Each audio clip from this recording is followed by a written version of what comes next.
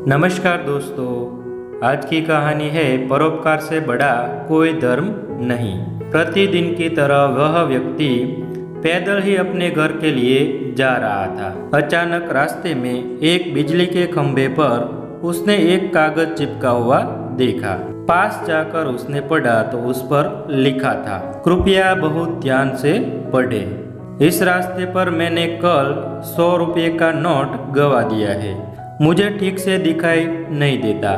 जिसे भी मिले वे कृपया नीचे दिए पते पर दे सकते हैं। मैं बहुत ही गरीब हूँ। भगवान आपका भला करेगा।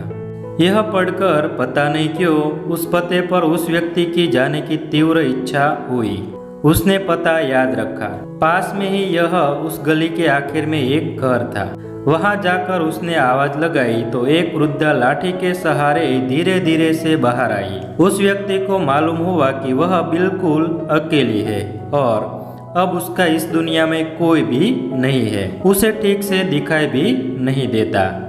हालात को पूरी तरह भांपते हुए उसने आवाज लगाई, माँ जी यहाँ आइए, आपका खोया हुआ 100 रुपये मुझे अभी भी मिला है, उसे देने आया हूँ, ये लीजिए। यह सुनकर वह वृद्धा फूट फूट कर रोने लगी और बोली, बेटा अभी तक करीब 50-60 व्यक्ति मुझे 100-100 रुपये दे चुके हैं। मैं पढ़ी लिखी नहीं हूँ, ठीक से दिखाई भी नहीं देता। पता नहीं कौन मेरी इस हालत को देखकर मेरी मदद करने के उद्देश्य से लिख कर गया है। ये रुपये मेरे नहीं है, तुम रख लो।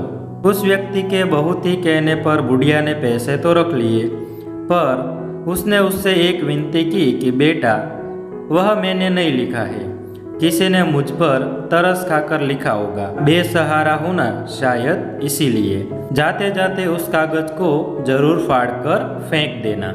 उस व्यक्ति ने हाँ कहकर बुढ़िया को टाल तो दिया, पर उसके अंतरात्मा ने उसे सोचने पर मजबूर कर दिया कि उन 50-60 लोगों से भी उस माँ ने यही कहा होगा। लेकिन किसी ने भी नहीं उस कागज को फाड़ा। जिंदगी में हम कितने सही और कितने गलत हैं, ये सिर्फ दो ही शख्स जानते हैं, परमात्मा और अपनी अंतरात्मा। उस व्यक्ति का हृदय उस इंसान के प्रति कृतज्ञता और श्रद्धा से भर गया, जिसने उस वृद्धा की सेवा का उपाय करने का ये तरीका ढूंढा। सहायता के तो बहुत से मार्ग है, पर इस तरह की सेवा उस व्यक्ति के हृदय को छू गई और उसने भी उस कागज को फाड़ा नहीं। दूसरों की मदद करने के तरीके कई है, सिर्फ कर्म करने की तीव्र इच्छा मन में होनी चाहिए।